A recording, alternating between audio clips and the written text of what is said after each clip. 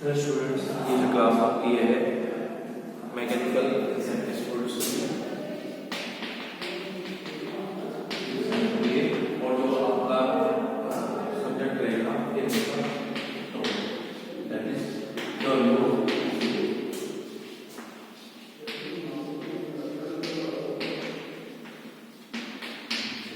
तो जो last lecture था उसमें हमने क्या किया था, काइनेमेटिक चेंज। काइनेमेटिक चेंज हमने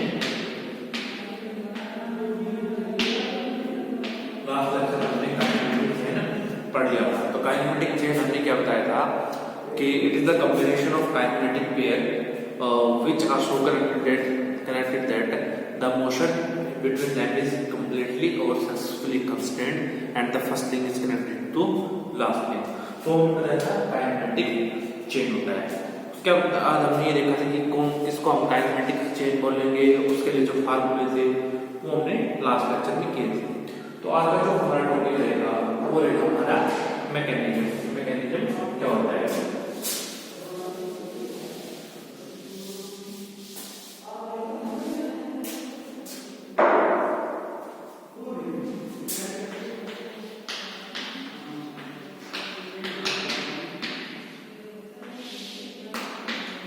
मैकेनिज्म क्या होता है?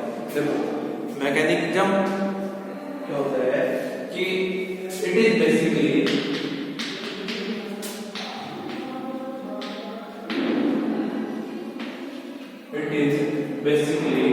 The combination of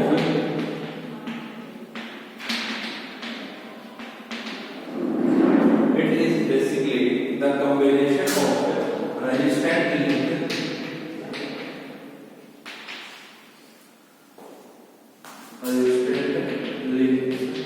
such that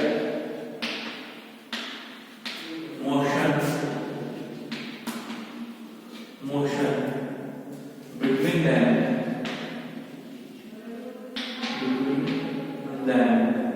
is successfully constrained.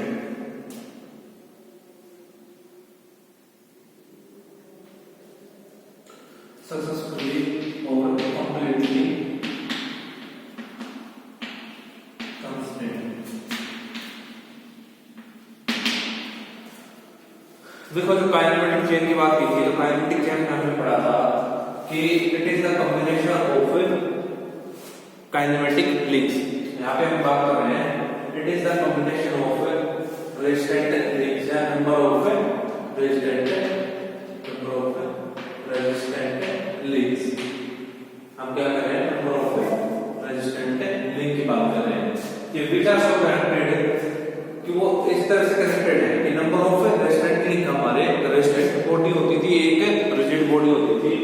तो ये हम बात कर रहे हैं रेजिस्टेंट लिंक, जो हमारे क्या करते हैं, मोशन को ट्रांसफर करती है किसी यूनिडायरेक्शनल में। Motion such that the motion between them is successfully और completely constrained। और कंस्ट्रेंट का मतलब क्या था कि किसी पर्टिकुलर डायरेक्शन में। तो हम क्या बोल रहे हैं कि it is basically the combination of number of resistant link so such that the motion between them is successfully और completely constrained। तो हमने जो मोशन पढ़ा था उसमें हमने ये भी पढ़ लिया था कि सक्सेसफुली मोशन कौन सा होता है और कंप्लीटली कंस्ट्रेंट मोशन कौन सा होता है। तो हम क्या कर रहे हैं कि नंबर ऑफ रेजिस्टेंस को इस तरह से अटैच कर रहे हैं कि उनके बीच में जो मोशन हो वो कंप्लीटली और सक्सेसफुली कंस्ट्रेंट मोशन होता है। हम उसको क्या बोलेंगे? मैकेनिज्म बोलेंगे। तो अगर बात करें काइनेमेटिक चेन और मैकेनिज्म की, तो डिफरेंस क्या होगा कि अगर हम काइनेमेटिक चेन का कोई लिंक फिक्स कर देते हैं तो हमारा क्या हो जाता है, एक मैकेनिज्म बन जाता है।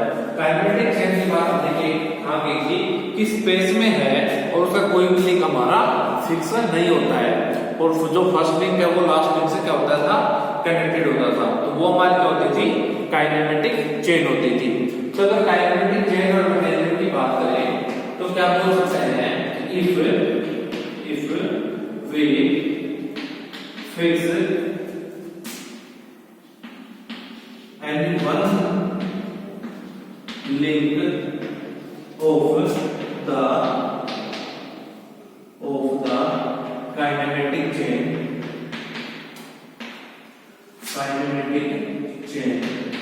then it is called as mechanism.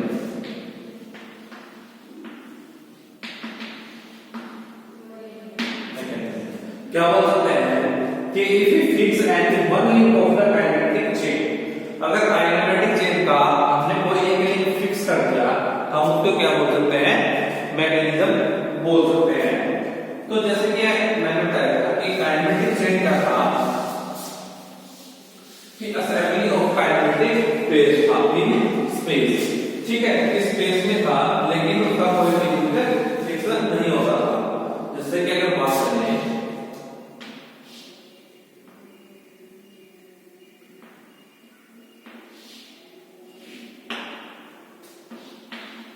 ये कोई हमारी ऐसी काइनेटिक चेन है, ठीक है, ये स्पेस में है और ये क्या कर रही है? एक दूसरे के साथ इनका मोशन है वो क्या है? रिलेटिव और कंप्लीटली कांस्टेंट मोशन है, ठीक है, और ये स्पेस में है। ये जो लिंक है हमारे है काइनेटिक लिंक्स होते हैं, ठीक है। लेकिन ऐसा क्या कह रहा है कि any one link of the kinetic chain is fix. अब हमने इस लिंक को क्या कर दिया? फिक्स कर दिया, ठीक है। अब ये जो हमारा लिंक है ये हमारा पे रोटेट नहीं कर रहा, ये हमारे तीन लिंक है, ये हमारे क्या है? फ्रीली रोटेट कर रहे हैं। ये लिंक हमने फिक्स कर दिया। तो जो काइनेटिक चेन का जो हमने एक लिंक फिक्स कर दिया तो ये हमारा क्या हो गया? मैकेनिज्म। तो इसको हम क्या बोल सकते हैं? मैकेनिज्म। इसको हमने क्या बोल दिया? मैकेनिज्म। तो सिंपल डेफिनेशन अगर बात करें, काइनेटिक चेन क्या करे? एक लिंक हम फिक्स कर देते हैं तो उसको हम क्या बोलते हैं? मैकेनिज्म बोलते हैं। उसके बाद अगर एग्जांपल की बात करें कि मैकेनिज्म की क्या-क्या एग्जांपल होते हैं, तो अगर बात करें एग्जांपल की तो coupling rod mechanism of locomotive, coupling rod mechanism of an automotive. तो जो हमारा ऑटोमोटिव होता है उसमें जो कपलिंग रोड होती है वो हमारा किसका एग्जांपल है? मैकेनिज्म का एग्जांपल है। इसके बाद हमारा बीम इंजन होता है, जो हमारा बीम इंजन हो गया वो भी किसका एग्जांपल है? हमारा वो भी हमारे मैकेनिज्म का एग्जांपल है। उसके बाद हमारा इलेक्ट्रिकल ट्रैवल हो गया, इलेक्ट्रिकल ट्रैवल। जो इलेक्ट्रिकल ट्रैवल होता है ये हमारा किसका एग्जांपल होता है? मैकेनिज्म का। उसके बाद हमारी जो वॉचेज होती है वो भी किसका एग्जांपल होता है? हमारी मैकेनिज्म का होती है। इसके बाद जितने भी स्प्रिंग कॉइल होते हैं वो भी हमारे किसका एग्जांपल होते हैं? मैकेनिज्म के एग्जांपल होते हैं। और इसके अलावा अगर बात करें हम जो मिनी ड्राफ्ट होता है हमारा, मिनी ड्राफ्ट हो गया, टाइपराइटर हो गया, तो ये जितने भी बताए ये किसके एग्जांपल होते हैं? हमारे मैकेनिज्म के एग्जांपल होते हैं।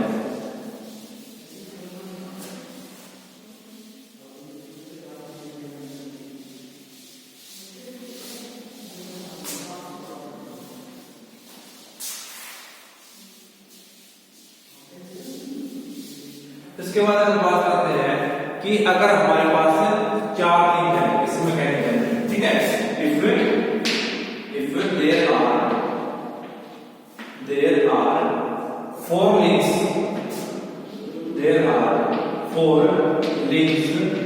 in a mechanism,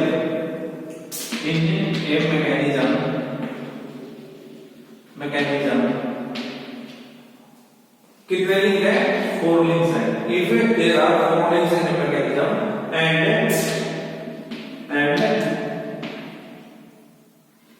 and there are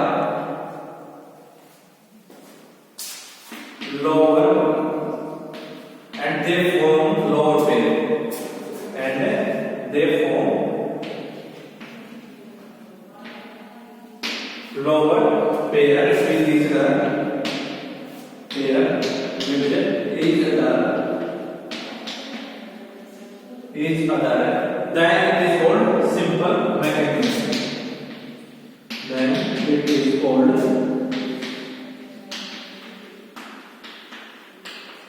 simple mechanism.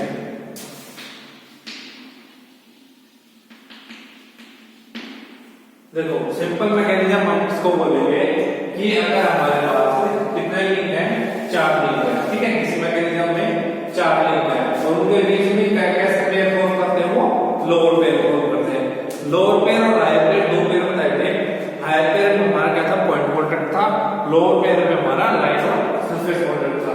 तो जो 4 लिंक है हमारे और वो कैसे पेयर फॉर्म करते हैं, हमारे लोअर पेयर फॉर्म करते हैं, तो उस मैकेनिज्म को क्या बोलेंगे, सिंपल मैकेनिज्म। तो सिंपल मैकेनिज्म में उसकी डेफिनेशन क्या होगी, if there are 4 pair in mechanism and therefore lower pair, तो then it is called simple mechanism. उसको हम क्या बोलेंगे, सिंपल मैकेनिज्म बोलेंगे। और इसके बाद हमारे पास क्या है, 3 लिंक्स हैं, ठीक है। इसी मैकेनिज्म में अगर 3 लिंक्स हो गए और एक हायर पेयर है, एक हमारा क्या है, हायर पेयर है। तो एक हमने जब मैग्नेटिक चेन पढ़ी थी तो उसमें हमने एक चीज देखी थी कि 1 हायर पेयर हम किसके इक्वल कंसीडर करते हैं, 2 लोअर पेयर से कंसीडर करते हैं, ठीक है। तो 2 लोअर पेयर के इक्वल कंसीडर करते हैं ना, तो हमारा क्या होगा, अगर किसी भी मैकेनिज्म में 3 लिंक्स हैं, ठीक है, 3 लिंक है और एक हायर पेयर है, तो एक हायर पेयर हमारा किसके हो गया, 2 के इक्वल हो गया, कितने हो गए, टोटल 4 हो गए ना। तो हम इसको भी क्या बोलेंगे, एक हायर पेयर हो गया और 3 लिंक्स हो गया, तो फिर हम इसको क्या बोलेंगे, सिंपल मैकेनिज्म बोलेंगे। तो इसको हम क्या बोलेंगे, सिंपल मैकेनिज्म। अगर वो हायर पेयर फॉर्म करते हैं 3 लिंक्स मिलके, तो हम उसको क्या बोलेंगे, हमें ये सिंपल मैकेनिज्म बोलेंगे। तो जो कैम एंड गियर्स होते हैं वो हमारे क्या होते हैं, सिंपल मैकेनिज्म होते हैं। और किसी भी मैकेनिज्म के अंदर मोर देन 4 पेयर्स होते हैं, ठीक है, मोर देन 4 पेयर्स होते हैं। तो मोर देन 4 लिंक्स होते हैं, हम उसको क्या बोलेंगे, कंपाउंड मैकेनिज्म। तो क्या बोलेंगे, इफ देयर आर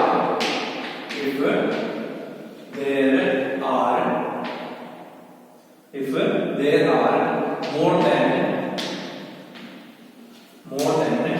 4 links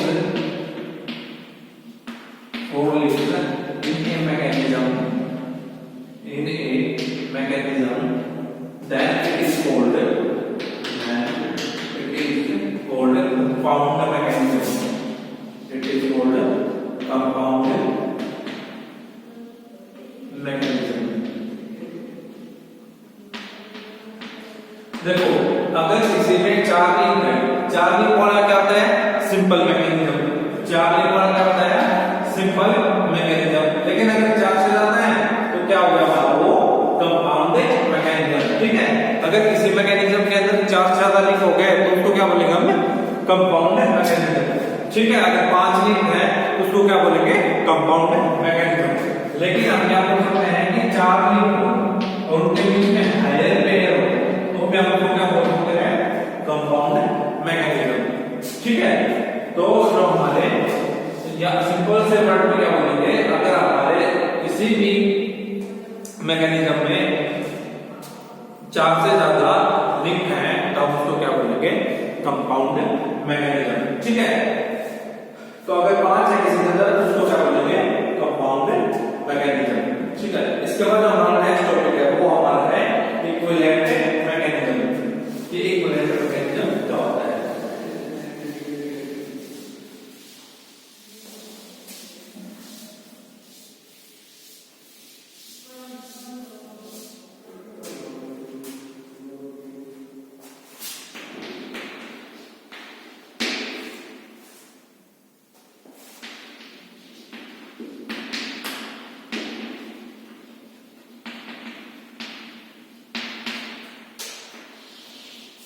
देखो इक्विवेलेंट मैकेनिज्म क्या हो जाता है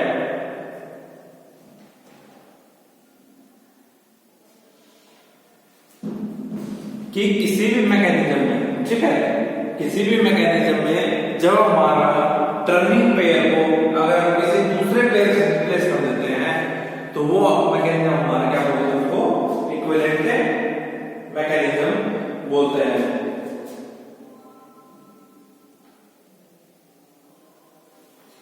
तो डेफिनेशन क्या होगी इक्विवेलेंट मैकेनिज्म की? इन any mechanism,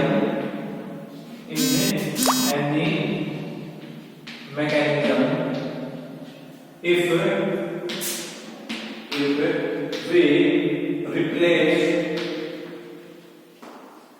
if in any mechanism if we replace turning pair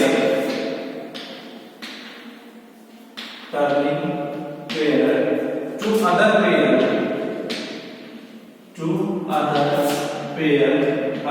बोले तो कि टर्निंग पेयर को कैसे रिप्लेस करना है? Other pair means for example आपने किसे रिप्लेस करना है?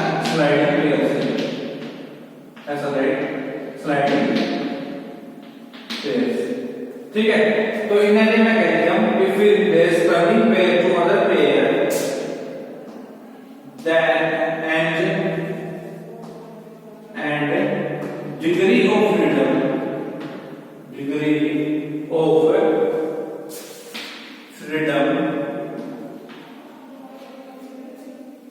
and degree of freedom will be same, and the degree of freedom will be same, then it is called